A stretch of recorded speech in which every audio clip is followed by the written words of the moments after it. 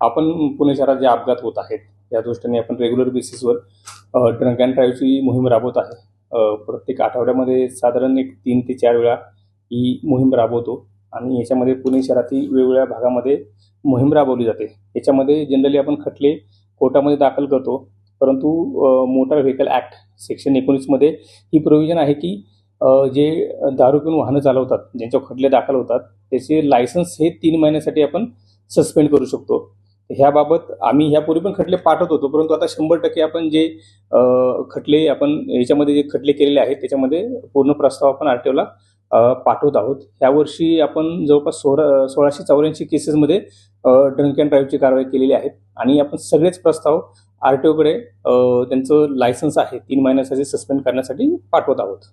3 महिन्यासाठी सस्पेंड होणार आहे का पूर्ण, म्हणजे त्यांना कधीच मिळणार नाही. कायद्यामध्ये अशी प्रोव्हिजन आहे की 3 महिन्यासाठी सस्पेंड करण्याची प्रोव्हिजन आहे आणि भविष्यामध्ये त्यांनी परत ऑफेन्स केला तर त्याच्यामध्ये ते भविष्यामध्ये आरटीओ लायसन्स रद्द पण करू शकतात.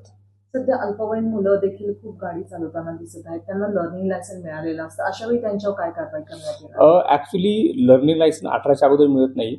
जे अल्पवयीन मुलं आहेत त्यांनी जर गाडी चालवली तर तो अपराध आहे आणि याच्यामध्ये आपण 199A याच्याप्रमाणे त्याचे जे पालक आहेत आणि त्याचप्रमाणे तो वाहनाचा जो मालक आहे यांच्यावर गुन्हे दाखल करतो. त्याच्यामध्ये 6 महिन्याची शिक्षा आणि 25,000 रुपये फाईन अशी प्रोव्हिजन आहे. त्याचप्रमाणे ते वाहनाचं लायसन्स आहे किंवा रजिस्ट्रेशन आहे ते 12 महिन्यासाठी रद्द होतं. त्याचप्रमाणे जो मुलगा आहे त्याला वयाच्या 25 वर्षापर्यंत लायसन्स मिळत नाही अशी प्रोव्हिजन आहे. त्यानुसार आपण 4 ते 5 केसेस 199A प्रमाणे यापूर्वी आपण दाखल केलेले आहेत आणि याच्यामध्ये आपण विशेष ड्राईव्ह घेऊन भविष्यामध्ये पण आपण ही जास्तीत जास्त सक्त स्वरूपाची कारवाई करण्याचा आपला प्रयत्न चालू आहे. सर, समजा हे 3 महिन्यांसाठी यांचं लायसन्स जर रद्द करण्यात आलं आणि तरी देखील यांनी गाडी चालवली तर यांच्यावर काय कारवाई करण्यात येणार आहे? ड्रिंक अँड ड्राईव्ह वाल्यांचे जे 3 महिन्याचं लायसन्स आपण रद्द करणार, समजा परत त्यांनी ती गाडी चालवली विदाऊट लायसन्स तर त्यांच्यावर काय कारवाई करण्यात येईल? याच्यामध्ये पुन्हा त्याचा प्रस्ताव जाईल आणि याच्यामध्ये आरटीओला पॉवर्स आहेत, ते कायमस्वरूपी पण लायसन्स रद्द करू शकतात.